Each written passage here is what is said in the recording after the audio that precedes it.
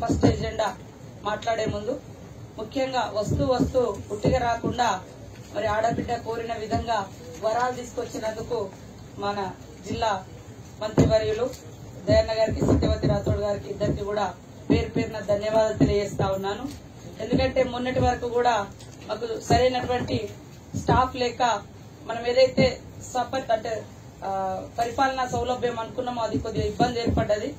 ఆ రోజు ముఖ్యమంత్రి గారి యొక్క బర్త్డేకి ముందు ఒక రోజు నేను సీఎస్ గారి దగ్గర పెద్దలు గౌరవనీయులు మినిస్టర్ గారు దయన్న గారు కూడా ఉండి వారు కూడా చెప్పడం జరిగింది.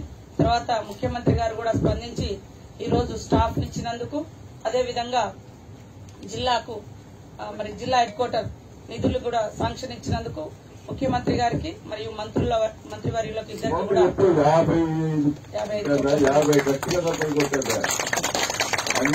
55 ఈ సబ్జెక్ట్ వరకు ఎంతవరకు తెలియజేస్తూ వరంగల్ రూరల్ గానీ మా చుట్టూ మాకు ములుక్కు ఆనుకొని అటు నర్సంపేట కూడా మాకు దగ్గరే ఉంటది. ఎందుకంటే మా మండలాలు 2 అటు కూడా ఉన్నాయి కాబట్టి కొత్తగూడ, గంగారం ఇక్కడ నుంచి పోవడానికి కూడా మాకేం ఇబ్బంది లేదు. కాబట్టి కొంచెం మా మీద ఈ మారుమూల ప్రాంతం మీద దృష్టి పెట్టి కొద్దిగా దగ్గర మిల్లర్స్ ను మరి కేటాయించాలని కోరుతా ఉన్నాను సార్. అదే విధంగా మిల్లర్స్ తోటి కూడా ఒక మీటింగ్ ఏర్పాటు చేయండి. పోయినసారి గవర్నమెంట్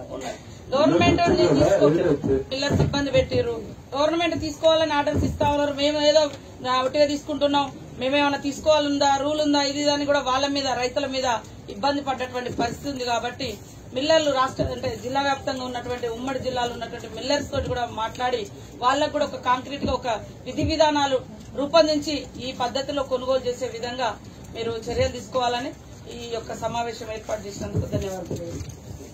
కూడా పెండింగ్ ఉన్నాయి. ముఖ్యంగా మాకు సెంటర్ లో బస్ స్టాండ్ ప్రాబ్లం ఉంది, అది కూడా కొద్దిగా దృష్టి పెట్టి బస్ స్టాండ్, బస్ డిపో, తర్వాత ములుగు జిల్లా అంటే అడవి జిల్లా, పచ్చని జిల్లా, మరి పేదరికంలో ఉండేటువంటి జిల్లా కాబట్టి ప్రత్యేక దృష్టి మీరు ఇంకా పెట్టాలని మా జిల్లాను అభివృద్ది పదంలో తీసుకెళ్లి మరి ఇది ఒక టూరిజం హబ్ గా ఈ రాష్ట్రానికి ఒక ఆదర్శమైనటువంటి టూరిజం హబ్ గా కూడా తీర్చిదిద్దడానికి అన్ని రకాల వనరులు ఉన్నాయి. కాబట్టి దాన్ని రాష్ట్ర ప్రభుత్వం గుర్తుపెట్టుకుని అంటే ప్రత్యేక దృష్టి పెట్టాలని కూడా ముఖ్యమంత్రి గారిని ఈ సభ ద్వారా కోరుకుంటూ, ముఖ్యంగా ఈ రోజు పాడికి సంబంధించి కూడా ముందే ఈ మీటింగ్ ఏర్పాటు చేయడం కూడా ధన్యవాదాలు తెలియజేస్తా ఉన్నాను సార్.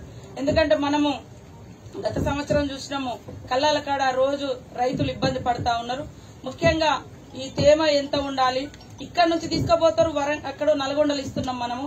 నల్గొండ, పెద్దపల్లి అంటే అక్కడ మేము మాట్లాడడానికి కూడా అవకాశం ఉండలేదు. ఇక్కడ నుంచి తీసుకెళ్లిన తర్వాత వాళ్ళు పూర్తిగా ధాన్యాన్ని కట్ చేసుకుంటా ఉన్నారు. గత్యంతరం లేక రైతులు కూడా ఇచ్చేసి వస్తా ఉన్నారు. అదే ఇక్కడే కొనుగోలు సెంటర్లోనే ఎంత ఉన్నది, ఏమున్నది అనేది కరెక్ట్ గా తీసుకుంటే అక్కడ దాకా వెళ్ళి ఇక్కడ దాకా రారు. అదే కాకుండా విత్ ఇన్ యునైటెడ్ మన ఉమ్మడి జిల్లాలోనే మాకు కేటాయించండి సార్. ఎందుకంటే మారుమూల ప్రాంతాల నుంచి కొన్ని సరైనటువంటి రవాణా లేనటువంటి ఊర్ల నుంచి కూడా పోయి అక్కడ పడిగాపులు కాయాలంటే ఇబ్బంది పడతా ఉన్నారు. చాలా రోజుల లారీల కిరాయిలు కూడా ఇచ్చుకోలేకపోతా ఉన్నారు. కాబట్టి మీరు అన్నట్టుగా తేమ శాతం గురించి గాని, తాలు గురించి గాని, నల్ల పురుగు, నల్ల మట్టి ఏదున్నా కూడా కొనుగోలు సెంటర్ కాడనే అన్ని చెక్ చేసుకుని బయటికి పంపిస్తే బాగుంటుందని కోరుకుంటూ, అదే విధంగా మాకు విత్ ఇన్ డిస్టిక్ లో యునైటెడ్ మన ఉమ్మడి జిల్లాలో